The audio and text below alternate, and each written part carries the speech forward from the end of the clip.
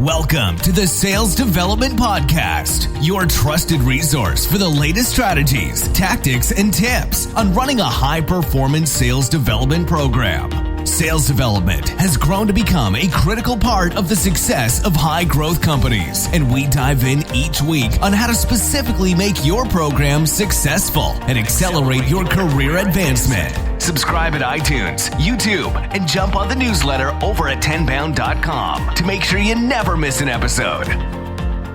Hello, everybody. Welcome to another edition of the Sales Development Podcast. Super excited today. We're going into a topic that we've been talking about a lot lately. It's coming up more and more in the sales development world. I've got Lee Gladish, co-founder and CEO of Airborne App, over at AirborneApp.com. We're going to throw the link in the description. Lee, how you doing today? I'm doing great, David. Thanks for having me. Excited to join the podcast today. Yeah, absolutely. I mean, you're on the forefront of the topic. And, you know, before we dive in on in-house versus outsourced and integrating those, tell us a little bit about yourself. How did you come to start the company and what brings you to starting Airborne App? Yeah, I got started in software sales probably 14 years ago at NetSuite. It was, phenomenal experience.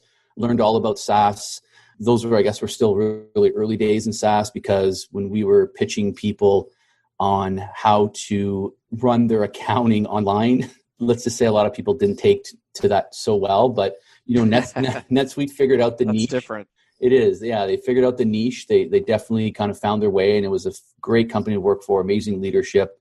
And, they built a unicorn and ultimately sold, and, NetSuite's still around. But got into NetSuite, and then I got the startup bug because I was, a NetSuite pre-IPO. So I learned a lot of the grinding, especially early days, and joined a few other startups, VP of sales, and kind of worked my way up. And I worked with some really great leaders at some of these other startups that I was with. And, I didn't feel like I was just like, a VP or a cog in the wheel and just in staying in your lane. They really helped me understand, what they're going through in the business and all the obstacles of, like what a CFO does and a COO, and then, what a great CEO looks like. And, I just was so attracted to that. I just kept working at startups, and ultimately, you just fall into doing your own. And that's kind of how I am today, where I got to today. Do you think entrepreneurs are it's like a born innate thing? It's kind of like the salesperson question. Are entrepreneurs born or made? I mean, can somebody who's not necessarily got that DNA become a successful entrepreneur? I think so. I've seen a lot of entrepreneurs and successful entrepreneurs that I would not think that they had the DNA and they built a great company. I don't know if they're great leaders, but they built a company that did fairly well. Timing has a lot to do with it. I definitely believe it's something you can learn. I was brought up to be, work 9 to 5, get a paycheck, save your money, pay your mortgage. Like, that's what my parents taught me. They were immigrants, and that's what they taught me. And it's funny enough, my sister and I are both entrepreneurs. So you can break through that. And I always wanted to be an entrepreneur, and it took time. I wish, looking back now, I'm in my 40s now, I wish I would have started when I was 22. But 100%. Yeah. Yep. I was born in the same kind of environment, and back then it wasn't as accessible. And now it's almost a trend, because there's so many tools that are available, and there's so much encouragement to do it. And I think ultimately that's great, for the economy. I mean, so many things starting that wouldn't be before, but I think there's a lot of people that find themselves like sometimes they're almost forced to be an entrepreneur, right? Because they're just outside of the norm. Yeah. Some of the best entrepreneurs are because they're forced to. Another thing is, we didn't have, just don't fit. Yeah. 10 years ago, there wasn't, Upwork and Fiverr and all these other sites. And it just wasn't available. Now, anyone could do it. Really, anyone could do it. And let's face it, we've all worked at a company where you've had, bad leadership or a bad CEO, and you're always like, I think I can do a better job. And, it's sometimes just confidence, right? We've been there. I've been there. You're like, man, this guy's really bad. Like, how is he CEO? But, there's always someone good beside that person, or they learned, or, they got the grit that you don't have. And there's always something about an entrepreneur. So yeah, we've all been there. But yeah, for me, it's for now, I'll never look back. I'll always want to, just be an entrepreneur in one way or form or another. 100%. And it's funny because you think, God, how can this person be an entrepreneur, be a CEO, and then you become that job, whatever it is. I mean, you could say like, how could that person be X? And then you become that, and you're like, God, this is really hard. No wonder. You know what I mean?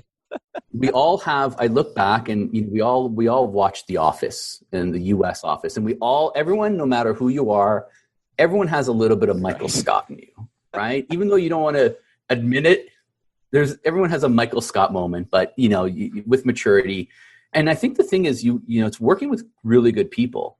For me, I think the transition that really helped me the most, it was really focusing on everything outside of, building a company and scaling and products and, getting customers and revenue. For me, what I've realized recently, it's all about, what's your vision and your mission and your values, and having your staff, understand that and be able to recite it and know it and believe it. And, that's ultimately keeps you on the track of, what kind of company you want to build. And, I think some entrepreneurs never get to that point. And I think everyone should. You really need to have that from day one, is understanding those things very early and setting that foundation for your company. That's so true. And not just platitudes or something that you stick on the board. It's like real values, for the company and what you're trying to accomplish versus just, and there was a big trend for a while of like, we're going to put our mission and values up on the board and everybody will walk by it in the break room, look at it. But no, there's a difference, right? Well, your staff has to believe, right? They have to, how do they belong? And it goes down right to the root of how you hire, that they align with these values. When you make decisions, if you fire somebody, if you're building a partnership, like it all aligns together. So I found that over the last few years, that's really helped me kind of like level up. It's amazing. And so you're really instilling that with this current venture. Tell us about Airborne App and, what problem are you trying to solve? Because I want to talk about, obviously, the landscape of SDRs inside versus outside, outsourced. Tell us about what problem are you trying to solve and, the mission that you're on here with Airborne. Sure. I'll give you a quick little elevator pitch here. So, Airborne's a sales engagement application. What does that really mean? I know there's a lot of sales engagement applications out there. So much like other sales engagement applications, we're similar at the core. So we manage automation of email, phone, LinkedIn, tasks, reporting. The value that Airborne solves is different than everyone else is that we focus only on agencies and outsource companies. So if we look at the current solutions on the market, they focus on the individual user, sales individual, one seat, one login. So they're working in silos. Agencies have a completely different set of requirements. So I'll give you an example. An agency, let's say, that has 10 accounts that they're working on. Those 10 accounts are 10 different companies that they're doing lead gen for example. Those agencies, the current solutions that they have today, they have to buy 10 individual accounts, 10 licenses. They can't share logins. Again, reporting's in 10 different places. Billing, their templates, there's no client access. Agencies have to build custom reports and hire a developer and API to build any type of reporting internally to understand what are our 10 accounts doing. Never mind if you have 50 or 100 accounts, what some agencies do. How do they manage all that? So when we built Airborne, we made sure that we wanted to talk to these agencies, and we talked to close to 100 before we even wrote a line of code. Focusing and nailing a niche was really important to us. My last company was a company called Reply.io. So I'm sure a lot of people are familiar with that company. That company focused on the individual sales side of the business.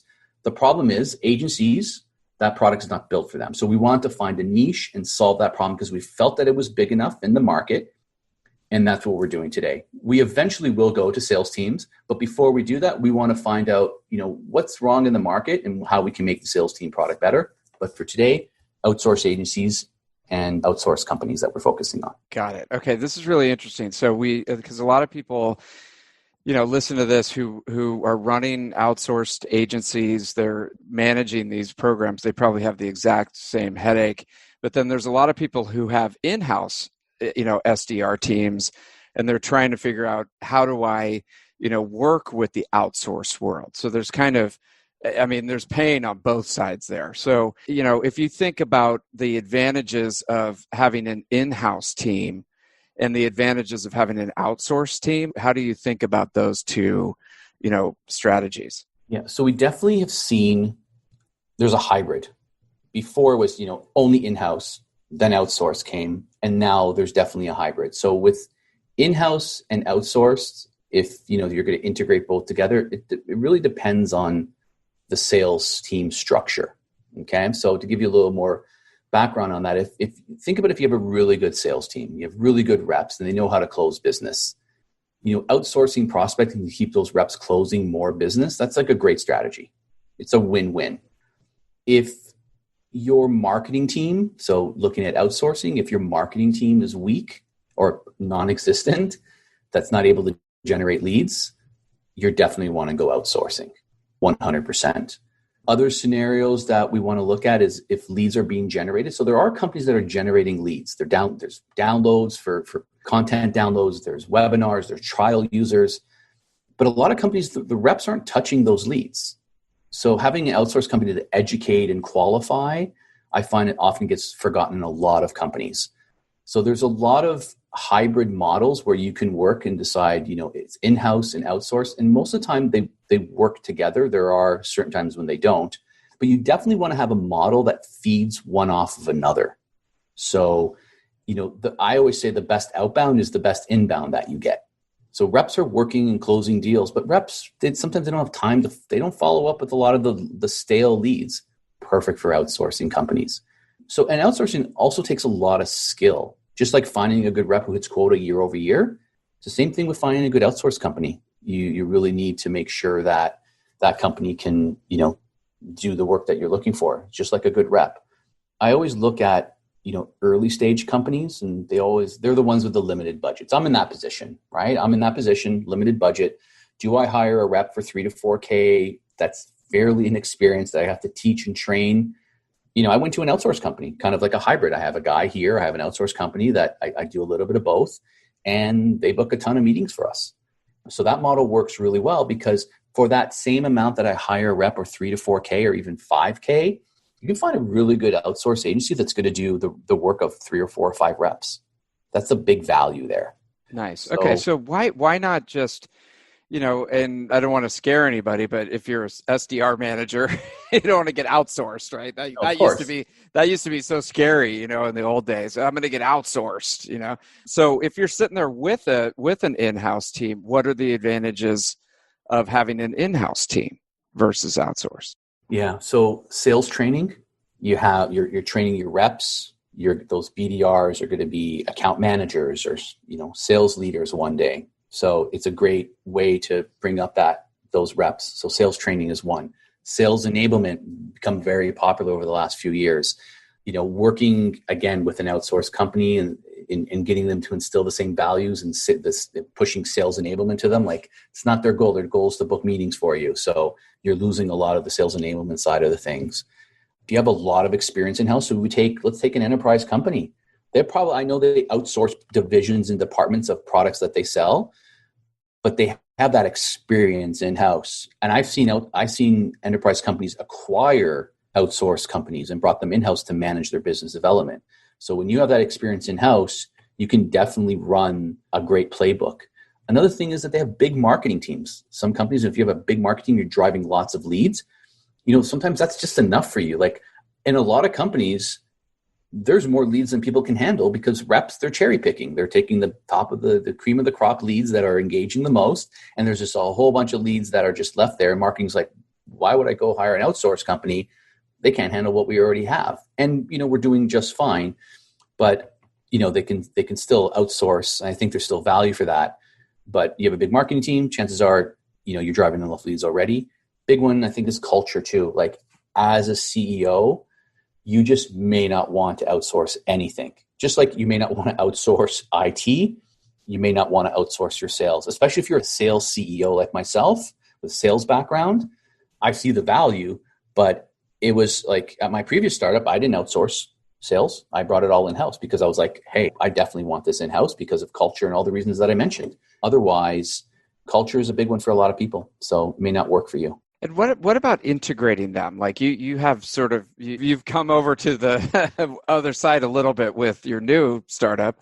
I mean, obviously, especially when you're selling to the market, but what about integrating them? So say you've got an in-house team and there's certain parts of the prospecting cycle that are being missed because you just literally don't have the people to do it or the technology to do it. Does then it make sense to kind of make a hybrid where you have an outsourced program and you have an in-source program? 100%, because internally you don't always have the technical knowledge and the domain expertise.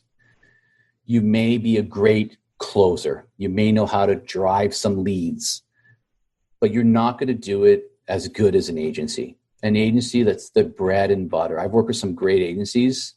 They're amazing. Sometimes you get what you pay for, but you're not going to have the technical knowledge. You're not going to have the tech stack understanding as well, the integration. So now an agency is most likely going to integrate everything for you. In-house, you're going to your team, you're going to your manager, you're going to your CTO, buying product, integrating all these products. The hybrid model, a lot of these agencies, they're buying the tech for you. They already have the tech stack. They're already using a product that's going to be up and running. And that's another one too. The scalability, like that's a big hidden cost that most people don't even look at. You can work with an agency and within a week or two, they're probably already ready to run for you. And if you need to hire more, agencies already got the people in-house, training, recruiting fees. Let's talk benefits. Like there's a lot of other things that go into that, but outsourced agencies are ready to scale. They understand everything.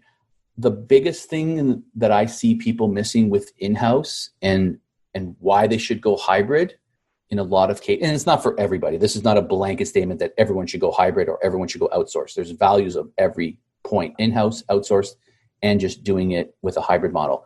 But the biggest things that most people don't understand, it's the management and the admin. And this is where most in-house companies fail, is the management of everything. So deliverability.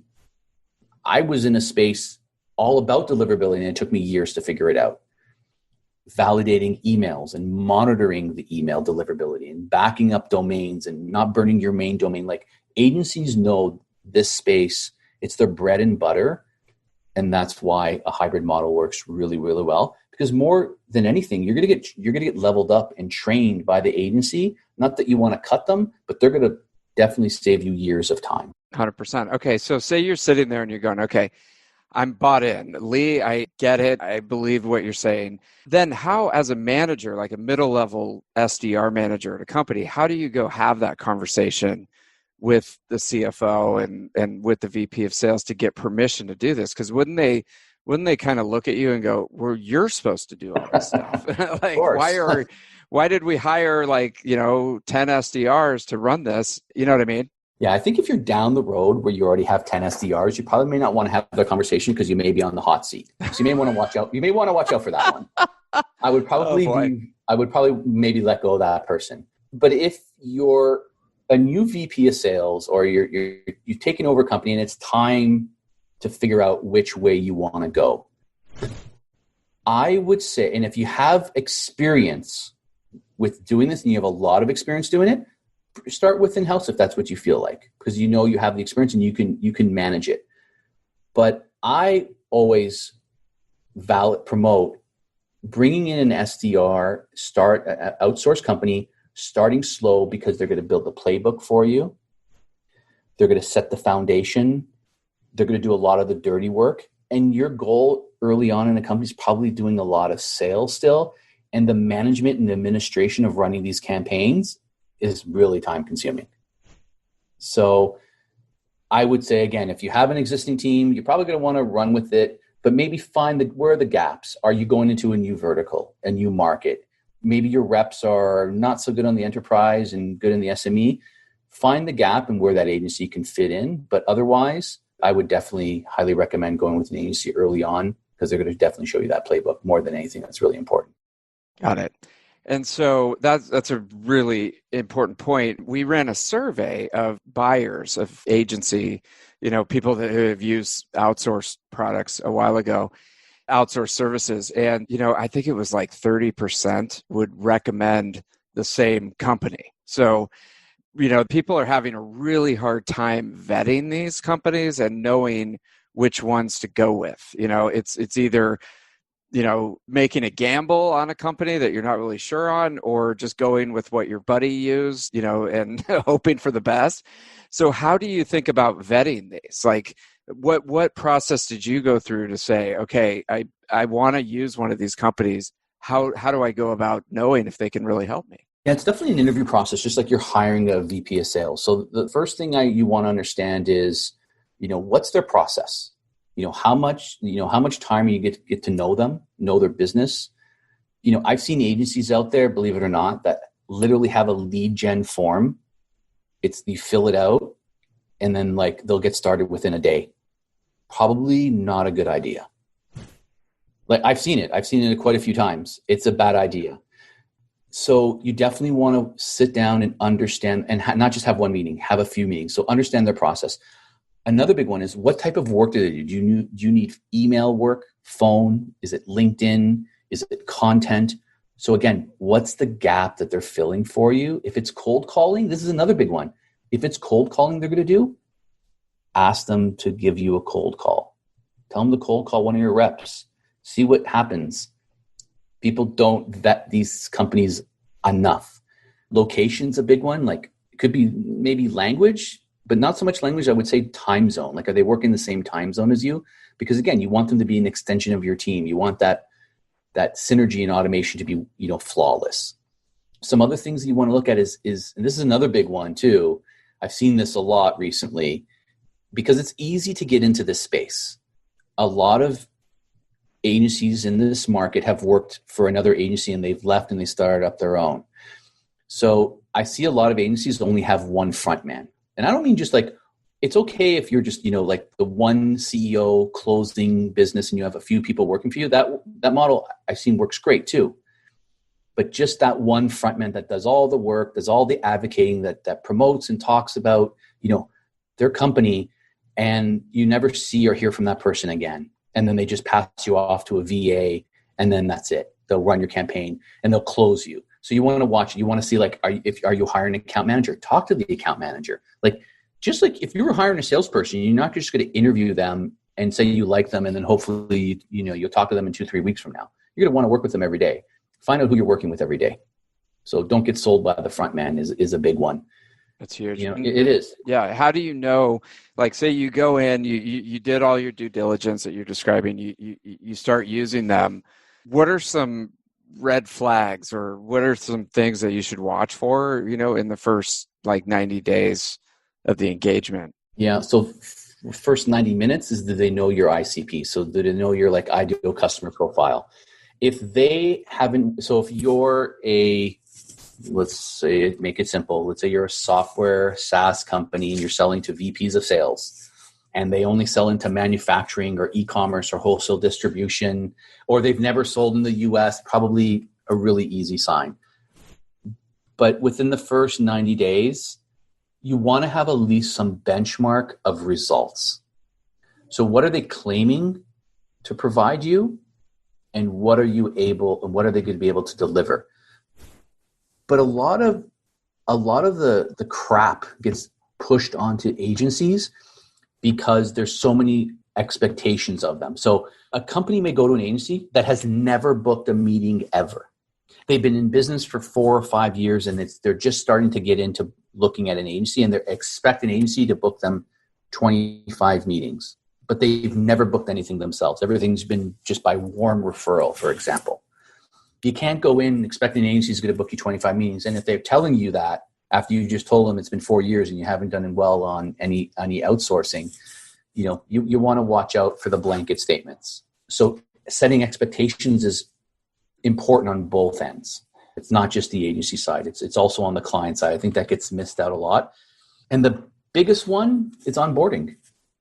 How and what are they doing for onboarding with you? Are they walking and understanding? I want to see the last 5 clients that you brought on board. What are the last 5 clients you booked through cold email? What's your sales team process? How do you close deals? How do deals get sourced? What's marketing? Like, so the biggest question of them all, what's their strategy? Do they have a strategy for you? Because if they don't, I'd probably walk away. It's like, I want to book meetings with ICP of these people. Great, we can do that. Thanks. Okay, we'll start tomorrow. I want to know strategy. I want to know what you're bringing to the table, and I want to know how you're going to work with my team. Because even if you're not doing it in-house or a hybrid of it, you still want them to work and be an extension of your team. And do they, probably just depends on the one, but do they share the kind of the playbook, that they're basically creating on your behalf? Because they're getting all the information that they can from you. They're putting it into the system that they've provided, and they start to engage with the audience out there. And then they must be learning a lot. If they're any good, right? So do they share that back with you usually, or is it a black box? Yeah, I find that they should. I see a lot of agencies that do, and you should require it. It's like you're building code. If you're building code for somebody, you're going to want the code base, right?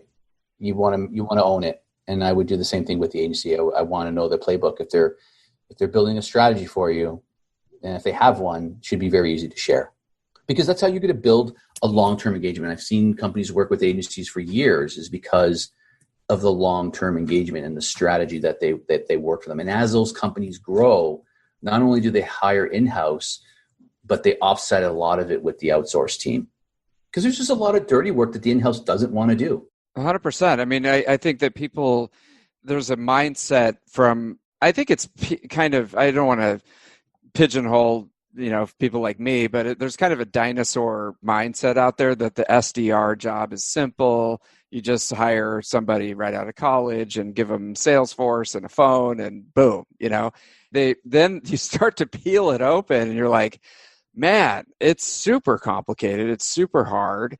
And it's very much like building a factory, and you're trying to have one person go in and do every step of a factory. And it's just a very simplistic thing. I think the people that are coming up now that were SDRs, they became, sales reps. Now they're VP of sales. They understand that, but there's a whole generation that kind of missed the boat on it, it seems. Well, it just got harder with COVID. Okay. So imagine how hard it was. It was hard before. When you're in office, you hire an SDR that's, let's say, green. How do they learn?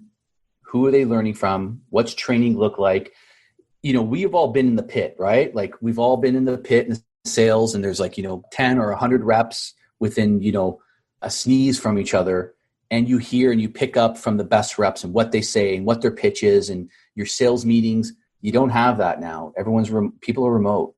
So you're going to hire an SDR that's green, probably doesn't have, the greatest management skill yet, managing themselves, and doing that remotely, it becomes a lot harder. So what I've seen since COVID is that every agency that I'm speaking to is definitely have more work than they need. Yes. Because if you think about it, okay, so now, that was one of the best parts about sales, the entry level part or becoming an SDR is having your buddies around, going to the water cooler, grabbing a cup of coffee, going to lunch, all that socialization is what made it fun to go to work. And I still, 20 years later, have lifelong friends that I made, in the pit, right? And now that's all gone. And instantly over the last 8 months, you have to set up everything digitally for them, and they're just sitting in their house. It's really a tough situation. And so, to your point, it's like these outsourced agencies, they have everything set up. They've been doing this for years. It's all turnkey. So it's a tough, decision.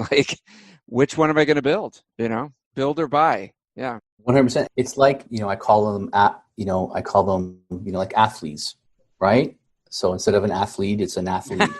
I like that. Right? You can train as much as you want in the gym, practice, but there's nothing that prepares you for live game action, right?